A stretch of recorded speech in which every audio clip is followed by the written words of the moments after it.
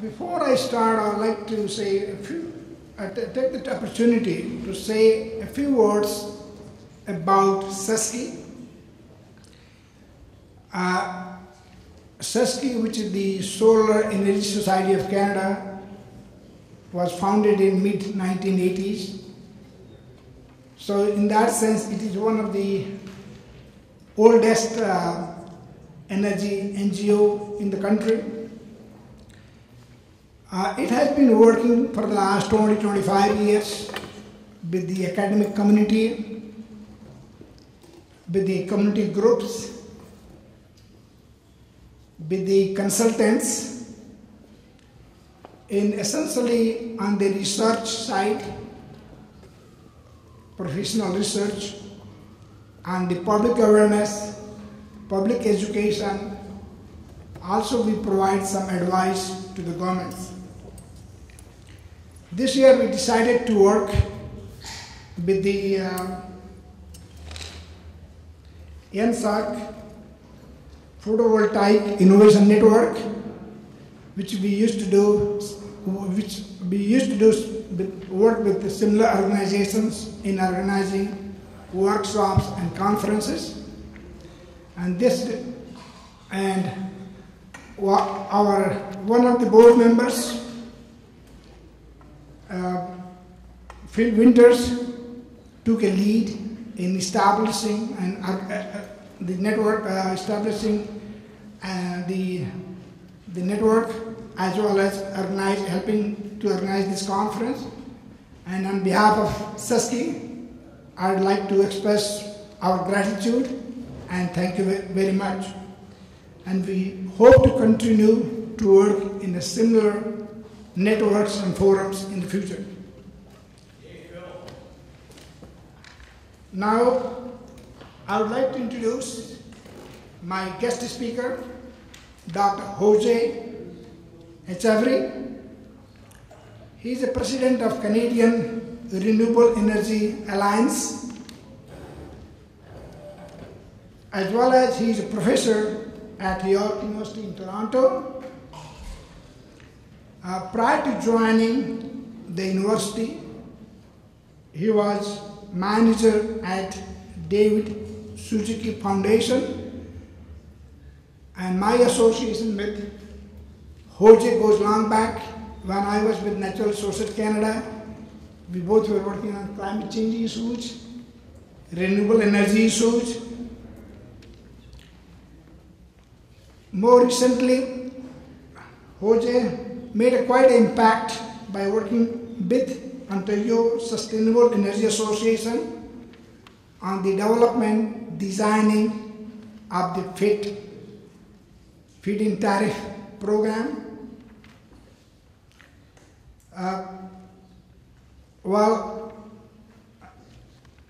Jose has a very unique expertise that he was involved in the advocacy group, but his advocacy had been very heavily enriched by sound analysis and science. So he will give you his views and presentation from a source of richness. Thank you so much, and I'll welcome. Thank you very much. Thank you, Dr. Rahi. It's very nice to see you again here in Ottawa. And I want to start by thanking the organizers, my friend Melinda, Phil, and all of you for being here and for inviting me. So I will try to keep my remarks to the allocated time. And I want to start by talking about some research that we've been doing in the university in regards to a roadmap of renewable energy for the province of Ontario. And before I start talking too much about Ontario, I would like to ask the audience, how many of you are from other provinces than Ontario? Okay, I'm not going to go province by province, but I just wanted to make sure. How many of you are from the United States? Okay, so we're amongst Canadians. And how many of you are from Ontario? Okay, all right. So I'll try to keep my remarks on a pan-Canadian basis as well, not just Ontario-centric. But we do have to talk about Ontario because Ontario is, at the moment, the jurisdiction from Patagonia to Alaska that has the most sophisticated renewable energy policies. And I will make some remarks about technical considerations, and then I will make some remarks about the way forward for ensuring that renewable energy remains in the forefront of Canada and Ontario. So those are three technical considerations that have to guide the thinking and decision-making and activities and research of people that are involved on renewable energy. We must ensure that renewable energy works at all times, that people can have the certainty that it will be absolutely reliable all the time. And that brings to the second point, that we need to be able to count through forecasting about what variable renewable energy sources will do on a regular basis. And of course, we need to ensure that we collaborate to have a synergistic, holistic whole that will permit provinces like Ontario to move away from polluting sources of energy. Just to speak very briefly about forecasting, a few years ago, about a year and a half ago, we brought people from Spain, where forecasting, it's not an option. It's actually mandatory. If you are a wind operator or a solar operator, you are required by Spanish regulation to tell the equivalent of the Ontario Independent Electricity System Operator, ISO. You have to let them know 24 hours in advance what you will be injecting into the grid. And if you fail, you are penalized. And the people in Spain have become very, very accurate at forecasting what is going to happen 24 hours in advance. If you're interested in this topic, there is a website of the Canadian Renewable Energy Alliance where we have a lot of the presentations that were made in that event. I'm happy to report that people in Ontario did pay attention. We ensured that these experts met with the heads of the ISO, the OPA, the Ministry of Energy, etc. So people are paying attention to this. The second consideration has to do with storage. I'm not going to go, because my time is limited, on all the options that we have for storage. I'm just going to speak about the most logical ones right now, the ones that are off the shelf and make a great deal of sense. There is a number of options. Some of them are in pre-commercial status. Some of them are commercial, but I want to speak about some that are very logical. The most logical one, we in Canada are 60% powered by hydroelectricity. And reservoirs are that, gigantic batteries. That's what they are. We need to understand them as gigantic batteries, and we must ensure that we can tap into them in a smart manner, not in a willy-nilly fashion as we do right now. And another thing that is a huge untapped possibility, particularly for Ontario, is the use of pump storage.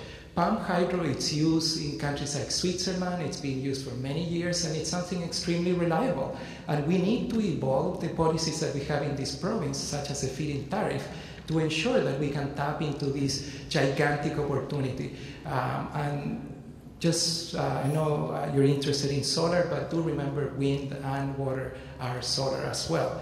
That's a classical hydro pump station. There you can see the facility. Now, what I'm saying here is really simple. We use our hydroelectric facilities to ensure that we can coordinate with renewable generators that are variable, to have a holistic whole that allows us to have clean electricity at all times. The other consideration that I want to discuss very quickly that has a huge potential in Canada and that people do not pay attention to it as it's deserved, and I hope people pay a bit more attention to it, is the use of district energy strategies combined with combined heat and power. And in this slide, I exemplify a classical situation that happens in Denmark. You're in the middle of the winter, the snow is covering solar systems, the wind stops blowing. So what does Denmark do? Do they lose their temper? Do they go and ask for somebody to bail them out? No. What they do is they turn their combined heat and power plants on. And just as a refreshment for those of you that may not have seen this for a while, a classical electricity generation plant, it doesn't matter what it's running on, thermal generation, it could be natural gas, it could be biomass, it doesn't matter. Usually 100% of the fuel, if we're lucky, becomes electricity to the tune of about 40%, and that's pretty generous. The bulk of it goes through the smokestack. 60% becomes waste heat that leads to greenhouse gas emissions, pollution, etc.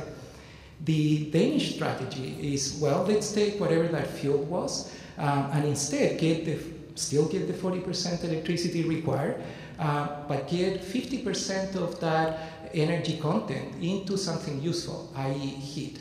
And then you're only putting out of the stack 10% of waste. And that's why every combined heat and power plant in the planet that it's well made will only have a skinny smokestack, because you don't need a gigantic smokestack. And this graphic here explains basically how the whole thing's hung together with district energy. Once you have a district energy loop and you turn those generators on to back up the grid because there's no wind or the sun's not shining, the hot water is then either stored and sent to buildings when it's needed, or it can be used on the spot. And this is a map that shows how the situation in Denmark has changed over the last 30 years or so. This is akin to the way Ontario looks like right now. A few large generation facilities, centralized with all the losses that implies, etc.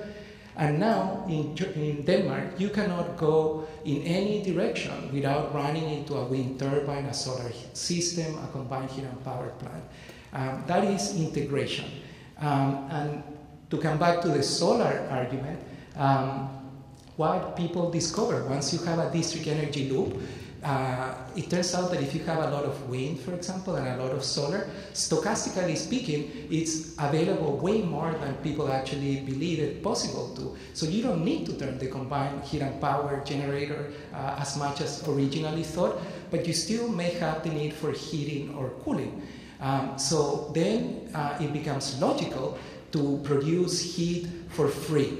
And the way to produce heat for free without burning things is, for example, with solar thermal panels or with geothermal. And these facilities that you see here in Denmark are the biggest ones in Europe.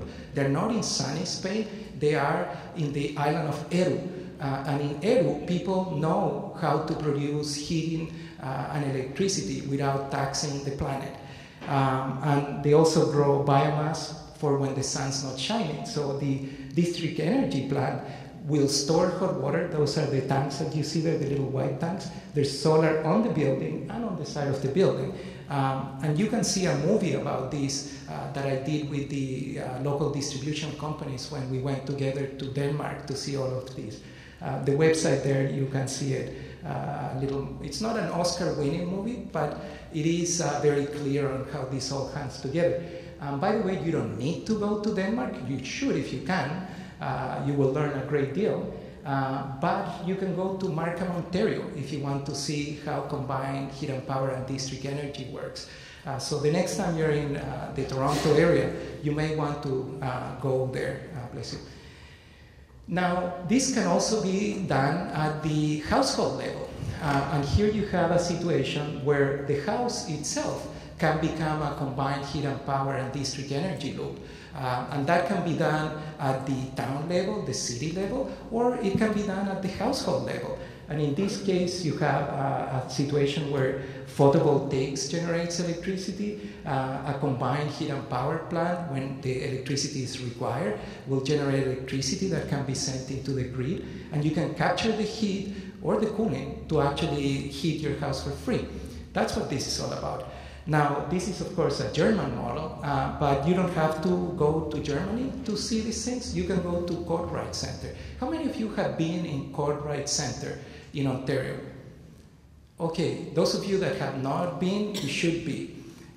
Canada's Wonderland is right there. Forget Canada's Wonderland, keep going a little bit west and you will make it to Carleton Center, where you can see the most sophisticated renewable energy facilities in Canada, including a house that looks like that, where there is combined heat and power, photovoltaic, solar water heating, geothermal, high efficiency, absolutely everything, and it looks really nice. Because at the end of the day, if what we do looks worse than what people like, we're not gonna get anywhere. And that's, yeah, I think I'm gonna have to scream now because I lost power.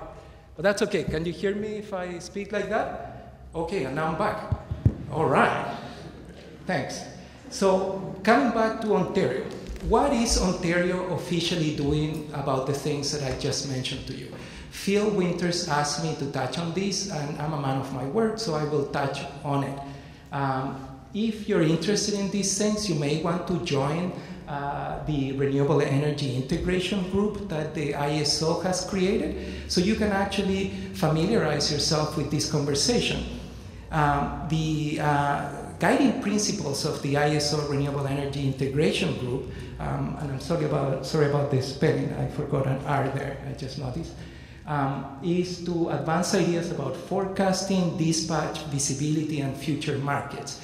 And the first working group, which just concluded its work, it's the Visibility Technical Working Group, or VTWG for short. And this group focuses on, number one, defining the data that is required from wind and solar generators to implement a centralized forecasting service, and then on defining the design details that are required to ensure that the ISO can monitor the production of embedded solar and wind resources. They have now a second working group, which is called the Dispatch Technical Working Group. And these guys, what they're doing is they're looking at parameters such as defining the technical limitations for wind and solar generators that need to be considering dispatch algorithms. They also are looking at the definition of dispatch data requirements, price, quantity, that kind of thing, ramp rates. They're also defining the appropriate dispatch compliance rules for variable generators, and they're also defining the conditions under which variable generators are eligible to receive congestion management settlement credits. If you're interested in this, May 20th is your deadline, and today is 19th? So you got one extra day if you want to join, because you could become a stakeholder if you classify. Now, summing up the work of this ISO Renewable Energy Integration Group, we could talk about the different components that are being put on this group. As I mentioned, the first one already completed. And we could spend the remaining 27 minutes of my talk talking about this. But personally, I think what you would be doing is missing the forest because of the trees. And what do I mean by that? Is that if we lose the Ontario feed-in tariff programs due to political ideas, we will not be having any conversations about integration, forecasting, storage, CHP, or anything, because that is what some people are saying that they will do. So what I want to do at the moment, if I may, it's actually talk about big picture items with you that we all should be cognizant of, because we have a due date, my friends. October 6th is the election in Ontario, and we need to be cognizant of what is being discussed, and most importantly, what we can do about these things. So I want to make a few comments about that. How many of you recall the Upper Big Branch mine explosion that happened in Raleigh County in West Virginia on April 5th of 2010? Can you lift your hand if you know what I'm talking about? A few of you remember that, and you will be totally understood if you don't remember that tragedy. But in that tragedy, all the coal miners in that mine lost their lives. And this is something that happens on a regular basis in coal mines throughout the planet. And why do I say you may not be aware that this happened? It's because right after that explosion, we have one of the biggest environmental catastrophes of the 20th and 21st century. the British Petroleum Deepwater Horizon Macondo spills that have started on April 20th. This is a satellite photo that can actually show you the magnitude of that. I grew up in the ocean, and to see photos of the ocean burning really brought back to me the impact of what we're doing today. And the point that this is that a lot of people are now beginning to ask, what is going on? Why are these things happening on a regular basis and with increased frequency? Here in Canada, you are very well aware, I'm sure, of the research by Dr. Schindler in Alberta that is showing what the consequences of the exploitation of the tar sand seas in the water bodies of Alberta. This is not the Gulf. This is the Athabasca River today. Now, also, I would imagine that anybody in the planet that has access to any form of media has seen these pictures. I wanted to start showing you the picture of what Fukushima looked before it actually was destroyed. This is the nuclear plant of Fukushima. And this is what it looked like before the tsunami. This is what it looked after the tsunami. This is one of the most famous pictures of the 21st century. It is the explosions of the Fukushima reactors. And make no mistake, Fukushima has not been solved. It's become a bigger disaster than Chernobyl. And this is an aerial photograph of that situation.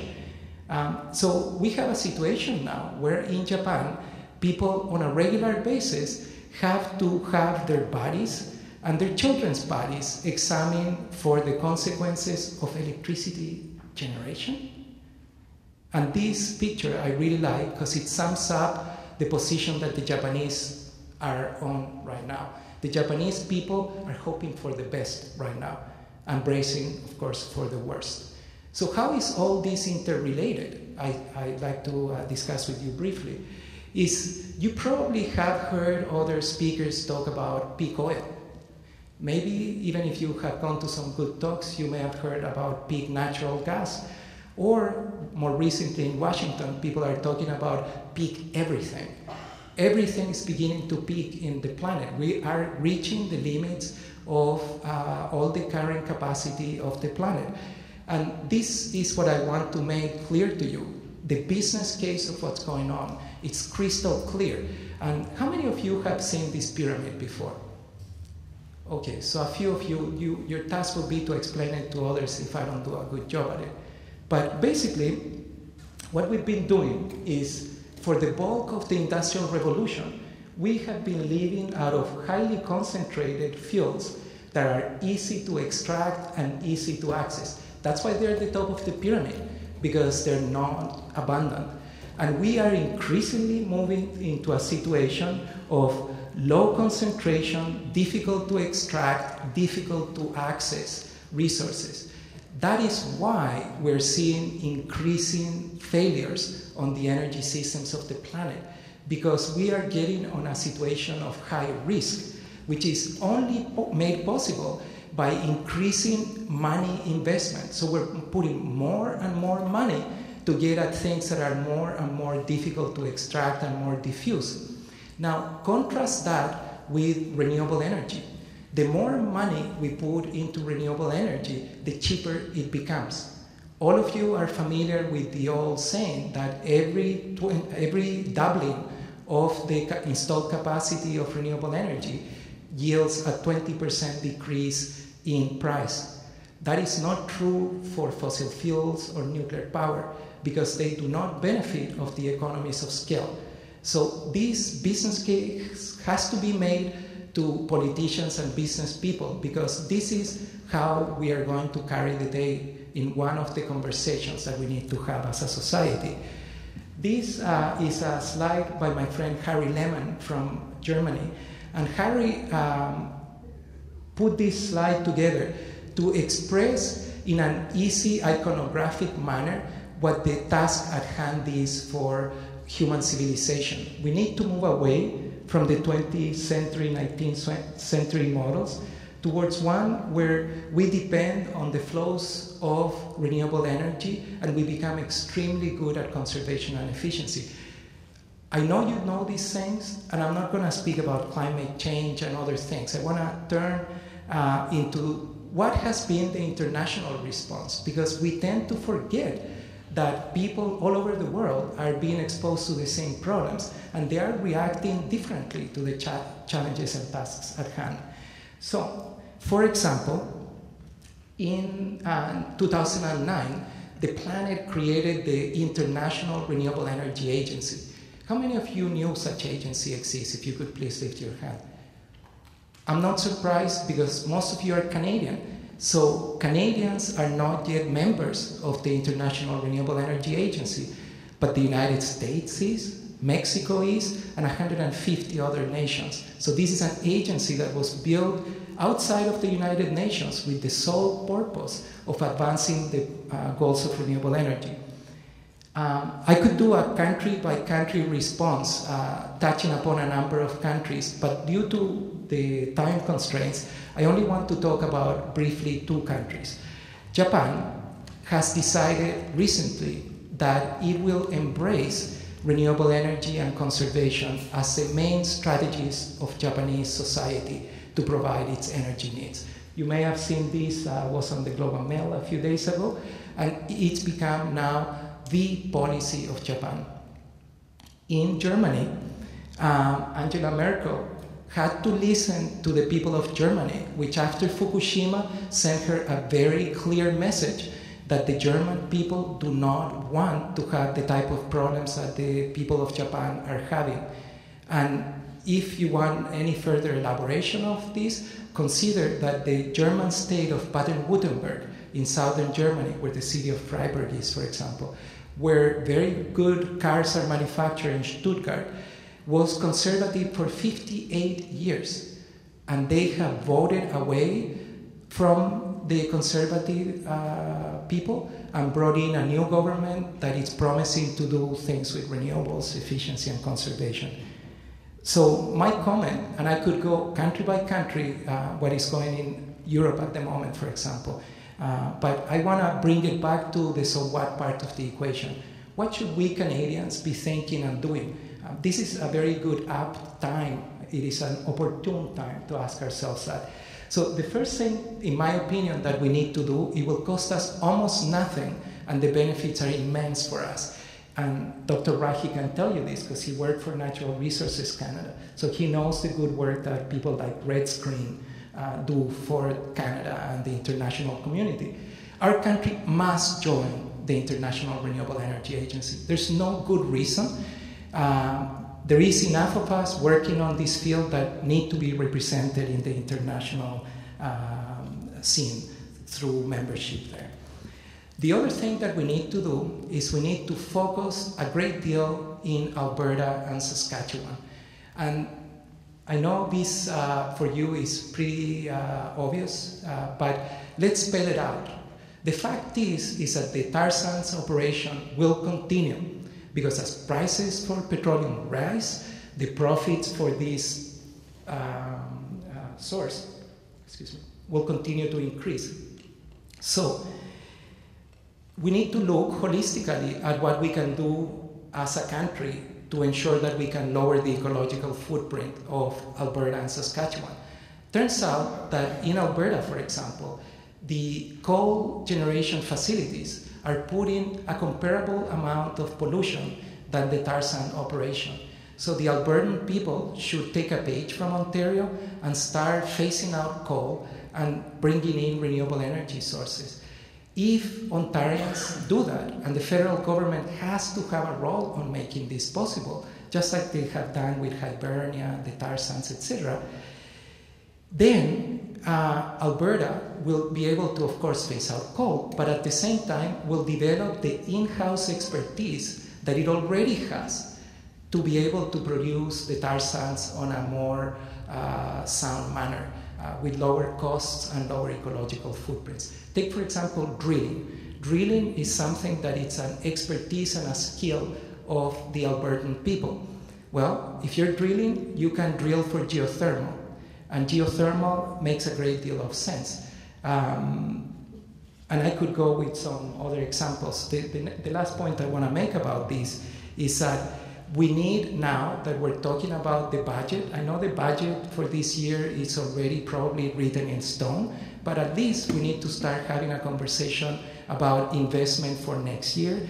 It is not sound economic policy to not have a renewable energy investment strategy in this country. We're the only OECD country that is doing this. It makes no sense, and we need to incentivize these markets to make sure that they develop.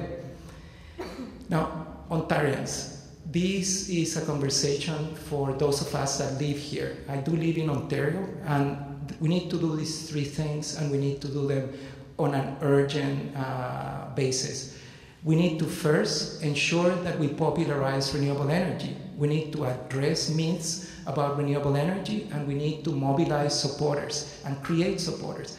And why I'm spending time on telling you this is because I am convinced that we need to do this by empirical proof.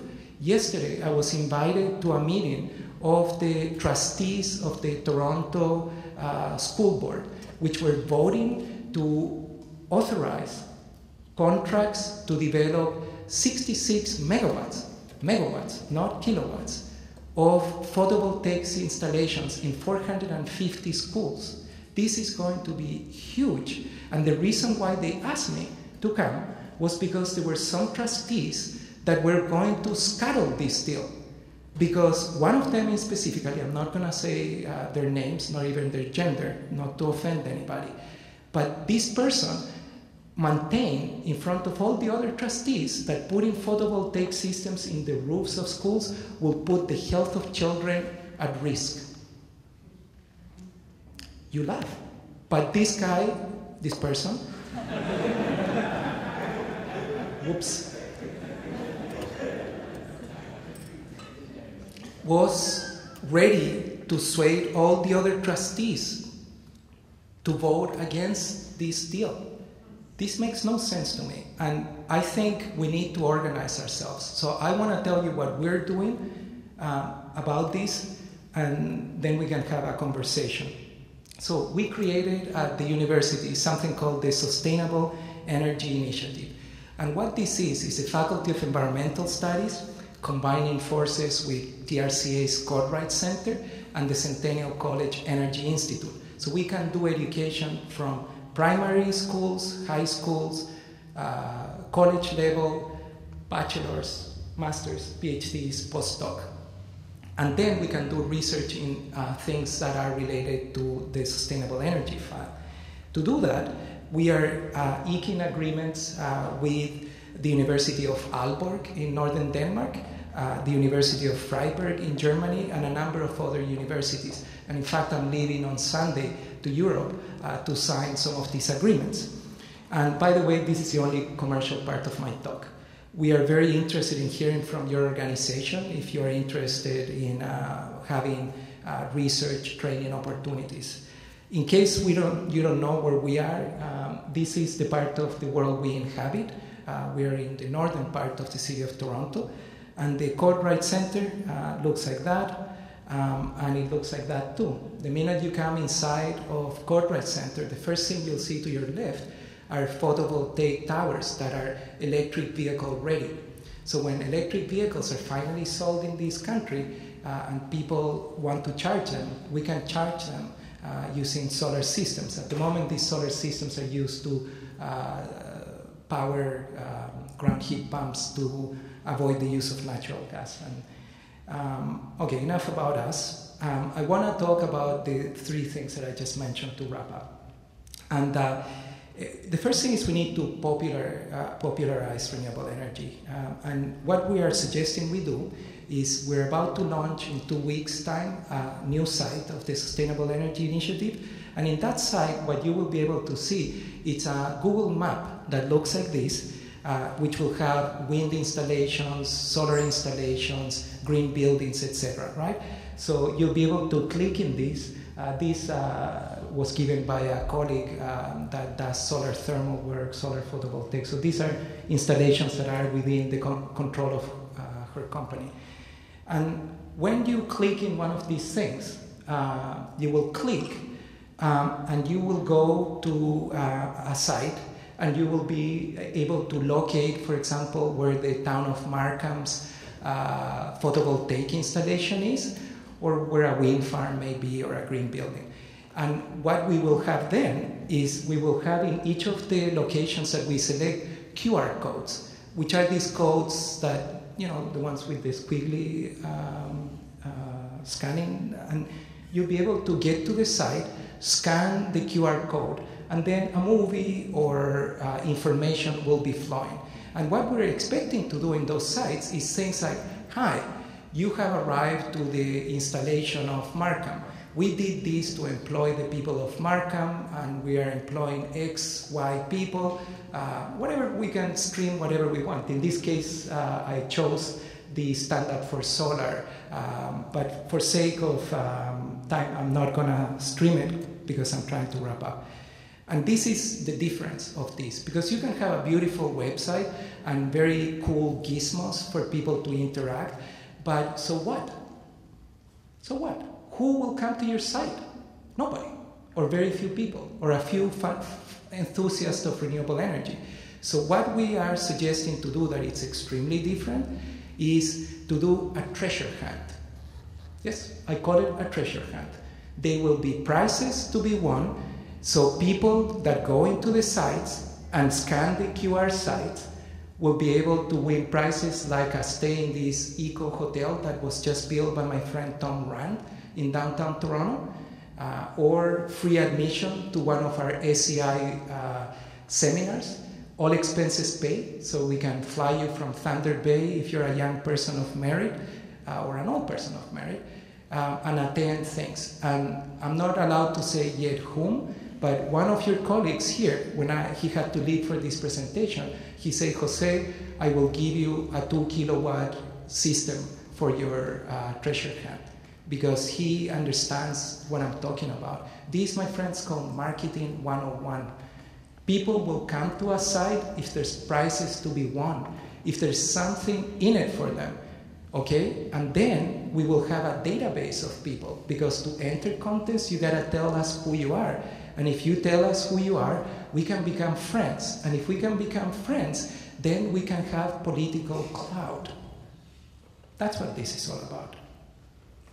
And what I'm suggesting to all my colleagues is, let's combine efforts. It doesn't matter if you're the Friends of the Wind, or the Stand Up for Solar, or the Ontario Solar Network, or OSEA's What's Next, or the Green Energy Act Alliance, or a myriad of other groups that are doing what they can to conscientize Ontarians about the importance of renewable energy. Let's all link together.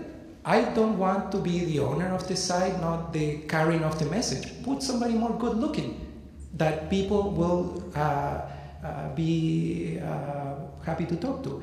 What is the point of the story? Is that if we do this, I can guarantee you that by September time, if we do it in the manner that I'm suggesting, we will have a splash. And we want to do splashes in the media, in the local media, where people read what is happening in their communities. Because if you prove to local people that this is good for them, then they will support you. Now, I'm about to wrap up. I, technically speaking, have 6 minutes, and I will say something that will take me 1 minute. And the other part of the site that I just mentioned to you, we're going to create another site, which will be a sister or a sibling site to the one that I just spoke. And in that site, what we're going to do is I have a team of librarians, graduate students, and we are debunking one by one, by one, by one, all the myths that surround renewable energy. So here are some examples. What to do when the sun is not shining? Well, you will click on the hyperlink and you will see peer-reviewed literature that tells you how this is being done in Denmark. Not the ideas of some person in the side of the road with an internet connection that it's telling you what he or she thinks, but what actually is happening and can be documented. Ditto with do solar system pollutes, do renewable energy create jobs, do wind turbines cause diseases, etc., and etc., etc. Two of my master's students that I just finished supervising just finished their thesis, and they went into schools to talk to teachers about their perception about renewable energy. And the other interview people from that group called WACO, Wind Concerns Ontario, to see what their thinking is. Why are they making the claims that they're making? And we need to debunk this in an organized manner. So that's another service that we'll do for the community as part of our efforts. So, what can you do to help? This is the important part of the presentation. You can collaborate with the progressive organizations that are trying to ensure that renewable energy is put on the map and that people mobilize to protect what we've done in Ontario, for example. Of course, you can help fund the Sustainable Energy Initiative. These things require support. So if you are in a position to donate prizes for the treasure hunt, please talk to me. We can issue you charitable donations. The university is in the position to actually issue you, because this is done in an organized manner. So please, if you own a company and want to help to make this happen, be my guest. And most important, mobilize progressive voters, because people need to get out and vote about these things. And we need to ensure that people don't politicize this debate and stop renewable energy. 36 minutes, 37 minutes. And that's my contact information. Thank you very much.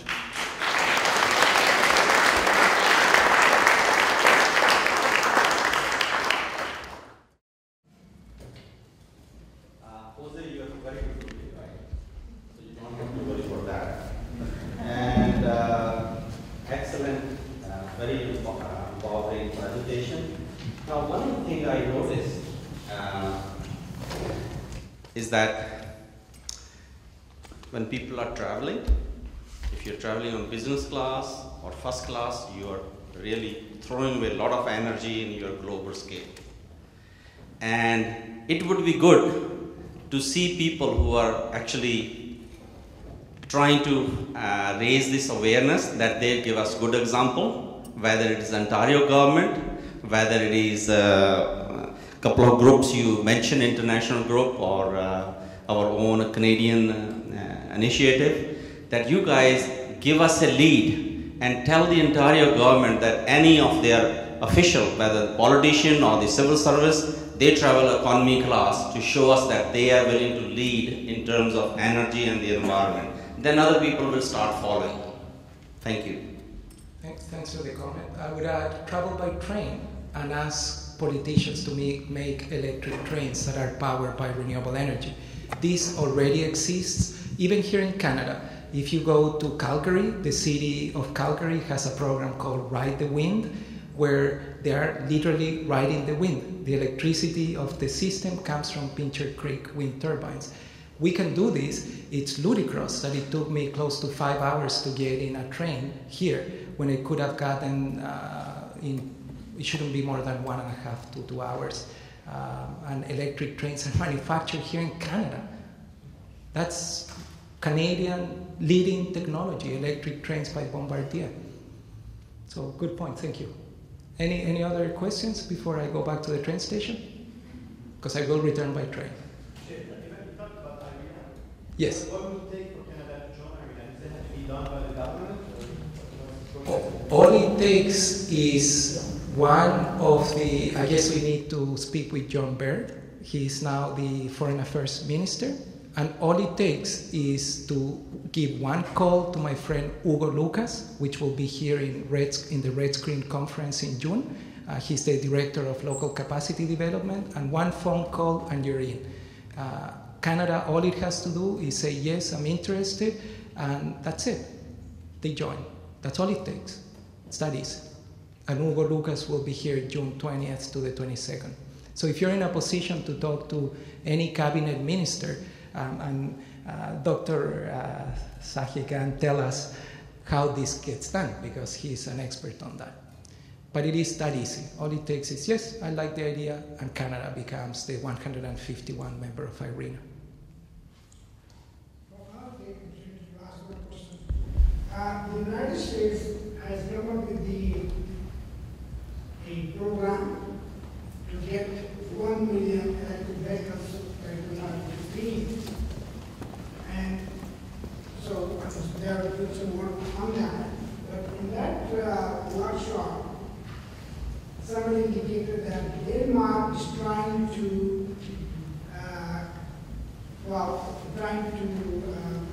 has contracted a study of research how solar generated power could be used for the electric vehicles. Yeah, the simplest thing, if you want to see it in real time, just go to the Googleplex. Take a look at the Googleplex. They have an animation there of how a carport for solar gets built, like that. And just to your point, the Danish people, of course, are really smart because this is something that makes a great deal of sense to use the excess of renewable energy that they have. But make no mistake, this is an interesting part of the equation, is that there is a company that I will name by name simply because it's cutting edge. It's called Better Place. Better Place is doing a lot of its work in Denmark, of course, but also they have a Canadian presence. How many of you knew that Better Place is in the Brickworks building in Toronto with solar charging stations? Not solar charging stations, sorry, just charging stations. How many of you knew that Toronto Hydro has level 2 charging stations in its headquarters for charging smart cars? Very few people know. You see what I'm talking about? We do not even celebrate the successes that we have in this country. And it boils down to what I was saying to you. We get lost on these technology talks when what we should be talking is about how do we do better marketing and how we become proud of what we're doing. Because at the end of the day, that's what voters care about. They want to be number one. Canadians are number one in a number of things, like the things that I mentioned. I could go on for a few more minutes about this. But we need to do things better, my friends. The model of the 20th century has not served us well. So let's try new things and let's take a page out of entrepreneurial activity. You need to try many things to ensure that some of them at least work. But at the moment, we have the exact opposite model. We put a limited amount of money, make it almost impossible to do absolutely anything progressive, and hope that people succeed. I mean, that is just wrong. In Denmark, there's a clean tech cluster in Copenhagen where they have millions of euros going to do clean tech ventures on renewables, electric vehicles, etc. This is the time to have this conversation. The budget of 2011 may be written, but you can tell us, Dr. Sahi, that the one of 2012, it's not even being considered just yet. So put it in the map. Okay, any more, or shall I go? Thank you very much. We'll see you in the next one.